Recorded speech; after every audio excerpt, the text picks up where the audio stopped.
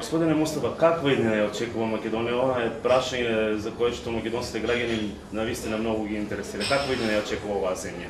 Можам да ви го кажам тоа дека после 5 години на Македонија се угледа добра иднина, добар живот, али овие 5 години ќе имам доста голема криза.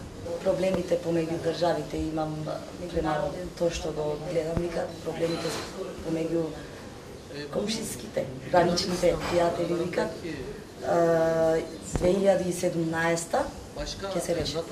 Кад нема да се промени македонското името на Македонија, него некој собир ќе има, дали меѓународен собир, да во парламентот и тогаш ќе се реши. Во Македонија наскоро ќе има локални избори. Дали ќе значи тоа дека ќе има промени, дали ќе има промена на власт, односно дали сегашната власт повторно ќе остане на власт?